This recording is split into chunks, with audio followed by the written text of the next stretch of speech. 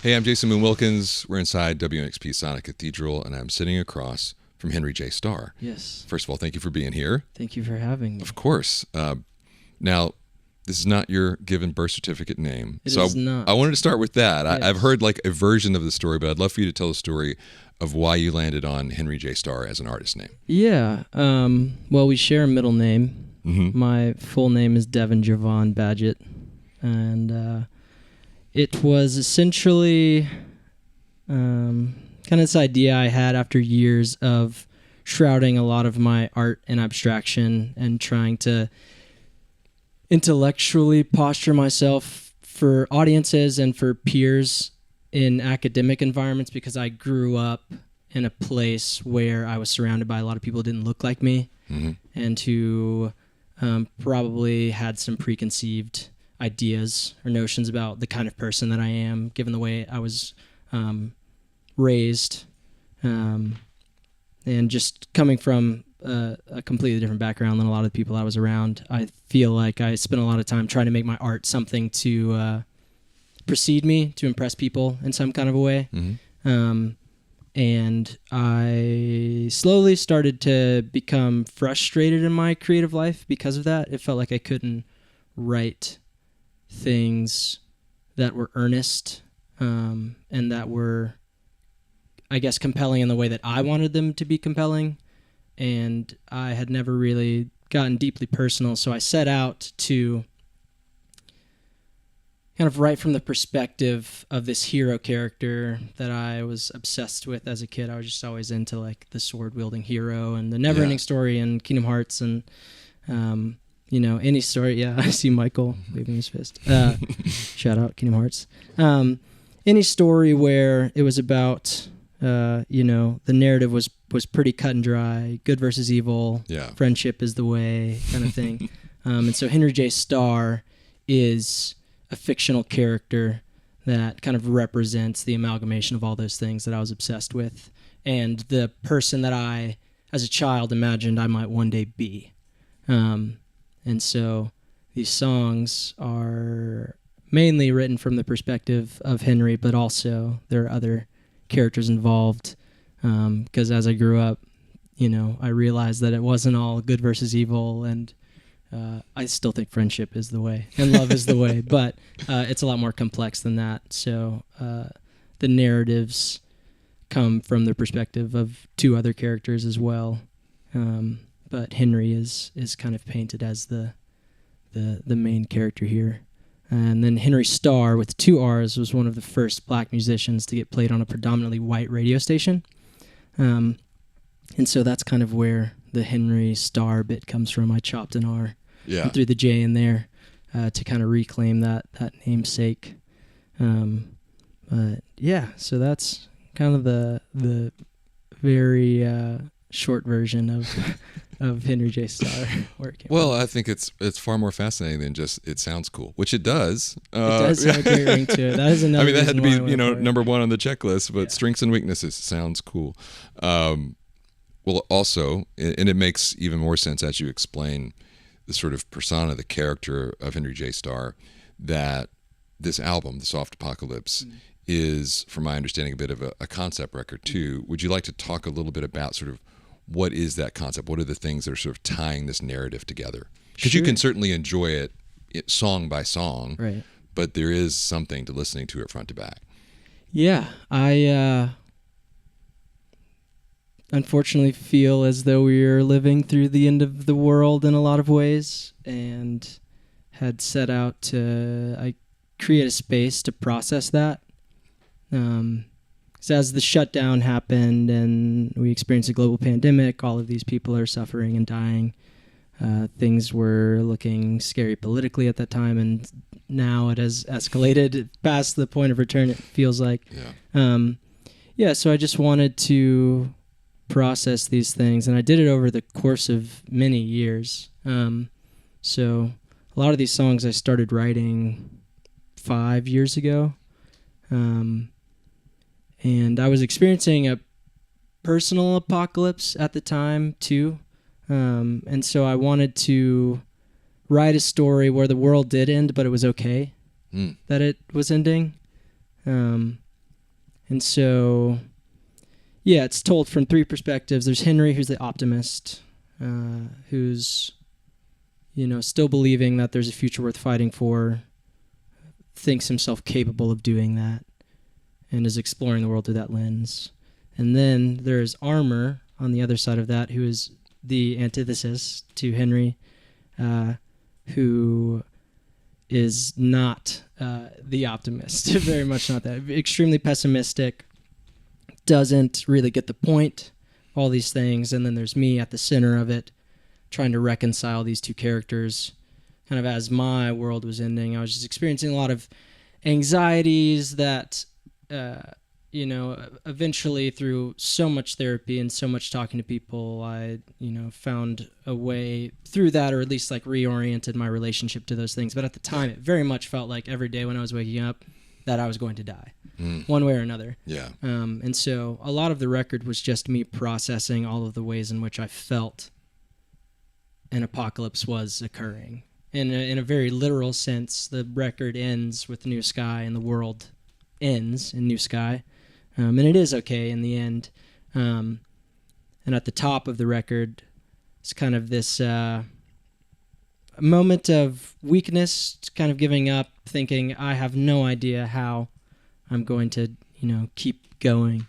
And so I think from the start to the finish, it starts off fairly pessimistic and then ends in an optimistic way. And it's kind of just little, I guess, pinpoints, narratives in my life, some that have been abstracted a little bit through fiction, some that are very literal, where I'm just processing what apocalypse means to me and what it might mean to other people. So I went a lot of different places with it, but the narrative is kind of all tied together by trying to anchor everything in the perspective of these three characters. And they're kind of little like sonic cues hidden throughout to kind of key people into who they're listening to and whatnot. But yeah. Oh, interesting. Now I have a new lens. Yeah, new project. Yeah, some homework. This is good. Well, and you really do, the way it's laid out, I mean, the first line is everything is killing me. And it's this sense of being under attack by literally everything. Right. And then, the New Sky is a breath in this thing that is this journey. I wanted to walk through a few songs in particular, too, if you're up for that. Yeah. One being the one we've been playing the most lately, Petrichor. Was unfamiliar with this word before, which I assume you know what it means if you want to first give the definition of that. So it's the smell of the earth, specifically concrete, I guess, after rain, after it's been a long time since it's rained. Yeah.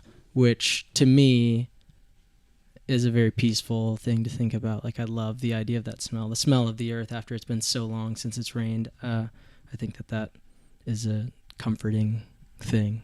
So, but the song isn't necessarily about that. No. Yeah. Yeah.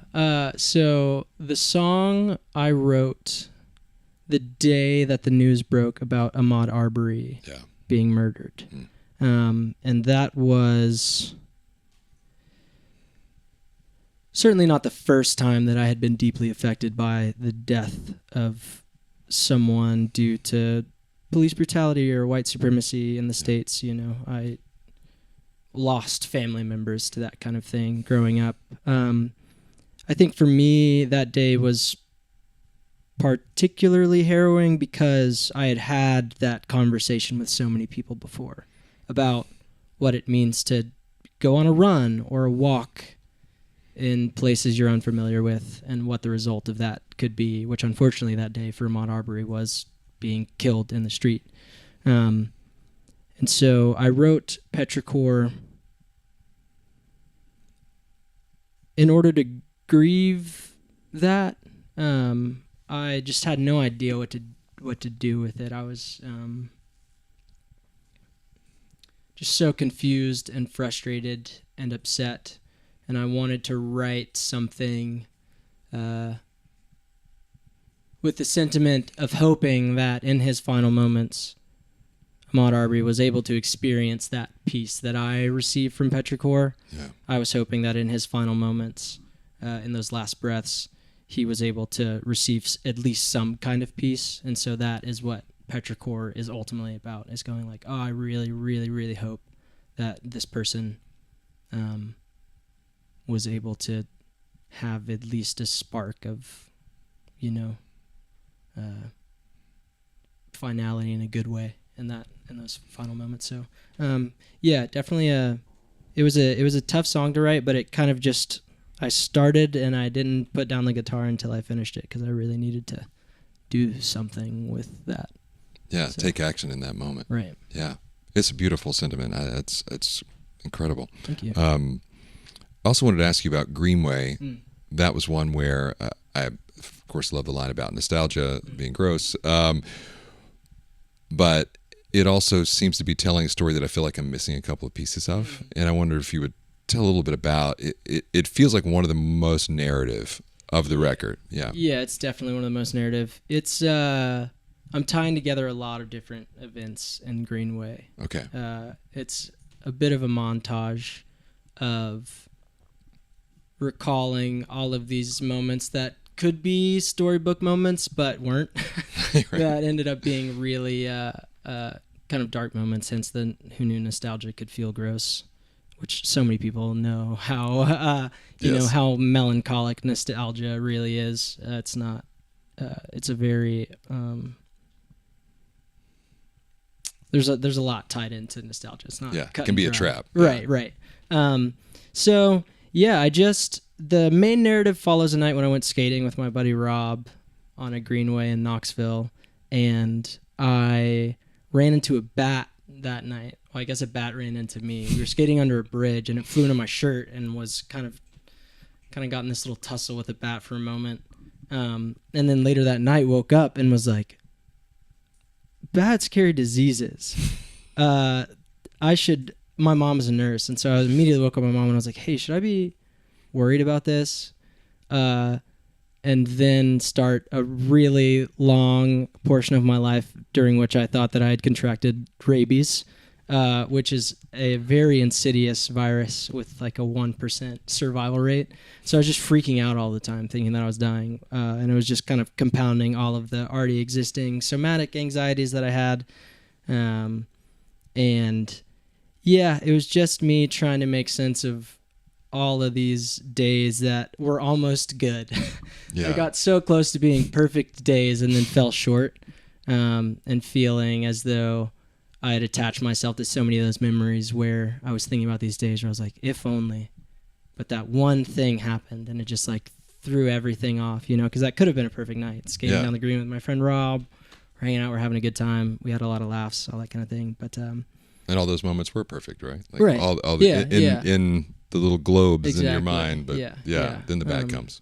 And then the bad comes. But so that Greenway is kind of about trying to figure out what to do with that relationship in memories of being like, oh, this day was excellent, and also this thing happened, and unfortunately it like cascaded into some horrible event, but that's also kind of life. So I love the way that the Pixar movie Inside Out imagines the way memory works with these little, but it does tend to be these moments in your mind that there's a little something off, or well, last song that I wanted to get you to talk just a little bit about, and I know this one, well, this is one of those, honestly, let me ask your permission if you're willing to talk about Oathkeeper. Oh, Oathkeeper, yeah.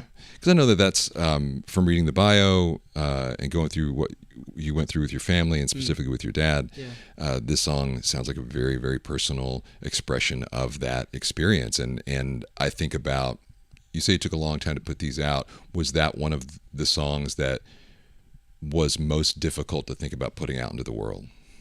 For sure. I ran away from writing that song for a really long time. I had written songs about my relationship with my father in the past and released them. But that was, Oathkeeper is definitely the most honest take that I've had on our relationship. And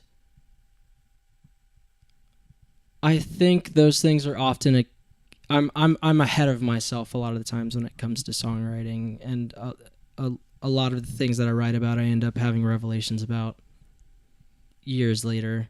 And Oathkeeper, like Petrichor, was a song that kind of just happened. I picked up my guitar and made the decision that night. I was like, I have to do this. Like, this has to be a part of this narrative. It's because it's a very important part of my life, and my, my upbringing was so bizarre because my dad wasn't around. Yeah. And he wasn't around because he was in prison. But the reasons why I was frustrated with him weren't because of what he was in prison for. Because ultimately he got put in prison for far too long on drug charges. And that's a whole other side of the narrative of the things that were taken away from him, and, why he ended up spending a decade in prison when maybe he shouldn't have even gone in the first place. And there are many people who, participate in the same things that he did when he was a young man that, never have to face the consequences of the prison industrial complex. And so I was trying to write something where I was fully just talking about interpersonally what was occurring between the two of us, because kind of the ultimate project of my adulthood and most people's adulthood, I feel like, is thinking about their upbringing and having difficult conversations with their parents post realizing that they are also just human beings who are capable of doing fantastic things and sometimes really horrible things, just like you and I. Yeah.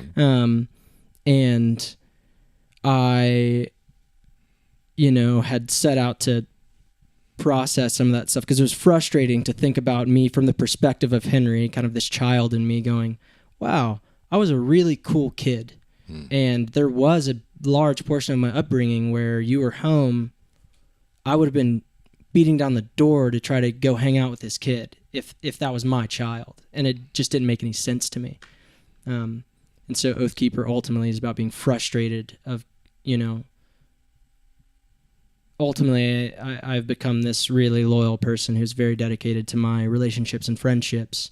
And I know that if I'm lucky enough to have a child one day, that I would, fight to the ends of the earth for this human being. And so, I just wanted to process some of that, and it has ultimately been a catalyst for my father and I to have some very difficult conversations and to start rebuilding our relationship, which I think ultimately that's why I started writing songs, so that I could communicate things that I felt incapable of doing with just words. Yeah. And so, there's also another little nod to Kingdom Hearts in there, because Oathkeeper is a reference to a keyblade is what it's called, which I actually wear on my keychain here. And I named the song that because that was my favorite video game growing up, and I was just obsessed with it head over heels. And I don't know if my dad ever would have known that for any reason. And so it was kind of this play on words. Let's talk a little bit about literally where you came from and where you are now. You were born in Knoxville, raised in Knoxville, and I got started really musically in Knoxville. It's a very different scene than Nashville. Can you talk a little bit about what that was like, sort of growing up musically in Knoxville, and what led you to Nashville? Yeah, I grew up in Knoxville with my mom and my brother.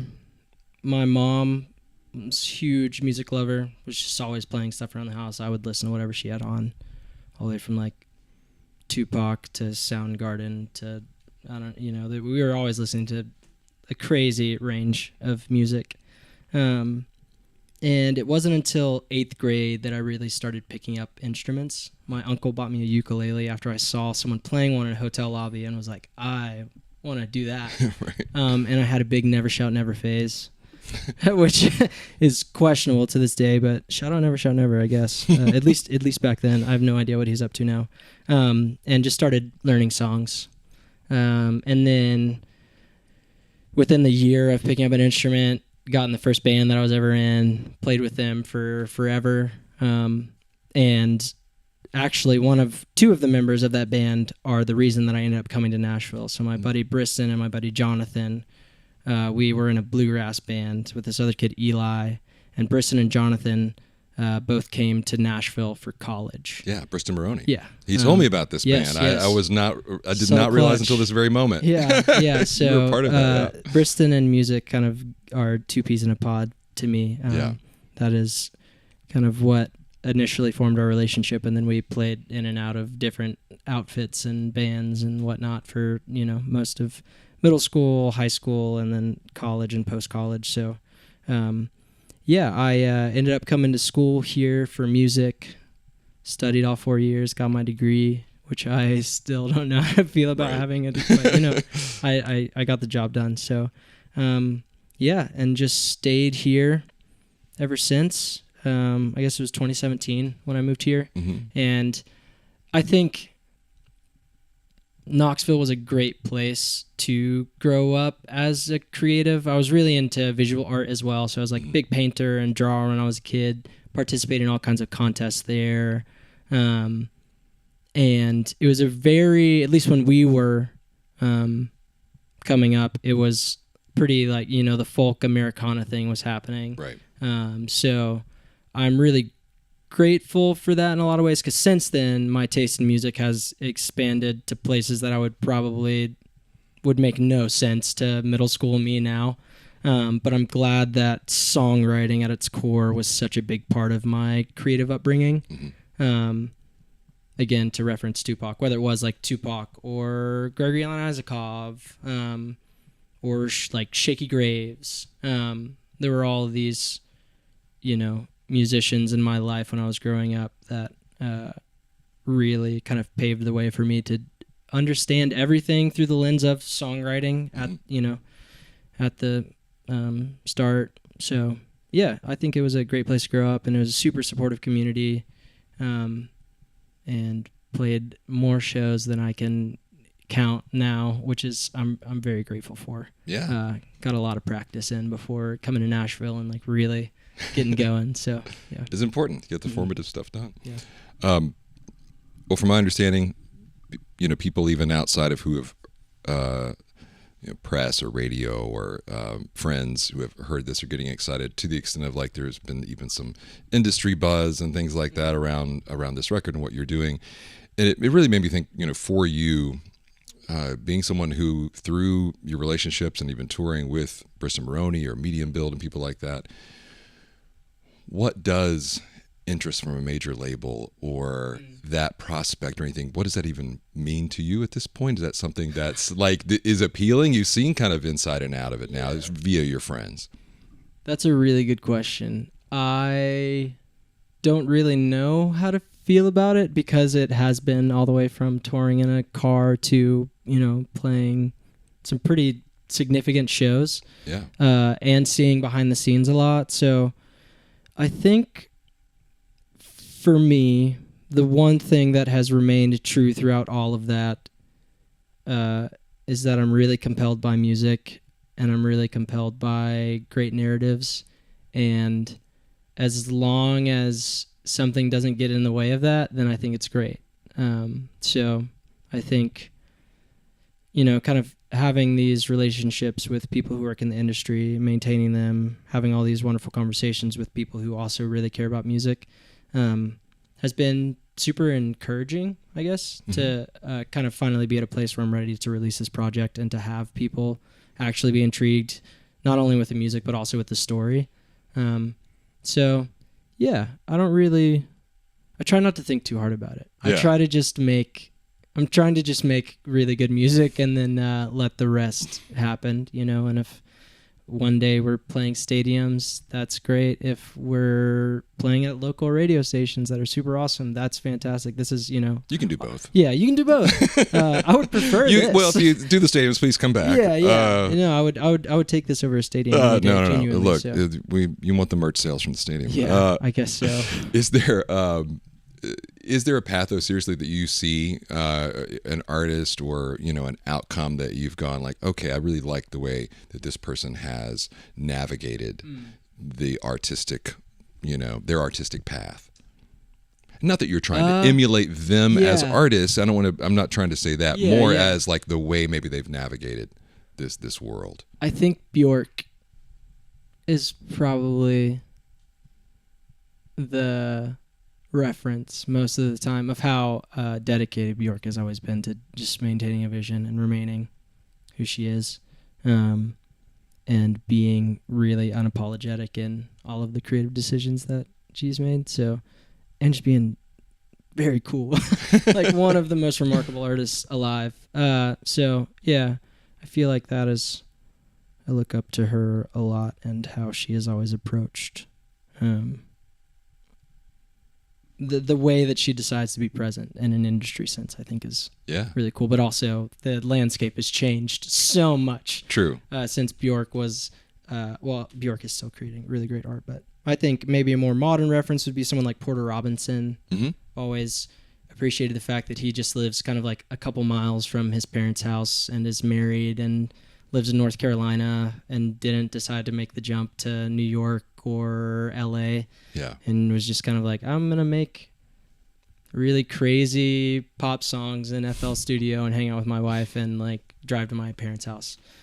So I think that is super admirable as well, and a testament to the fact that you can live the life that you want to live, remain creatively compelled, without, I guess, having to do the standard stuff, move to some big city and, cut your teeth working in a bunch of crazy sessions. You can just kind of, but I think a lot of luck also is at play with all of this. Yeah. So, well, and that's, I think Bjork's a great one to put on there, especially with your interest and expression of visual art. I mean, you have an entire vision for what you're doing. I really appreciate you being here, Henry J. Starr / Devin, for both presences, and just a wonderful record. Thanks for being here, man. Well, thanks for having me. I really do appreciate it a lot. Yeah, you got it. Cheers. Cheers.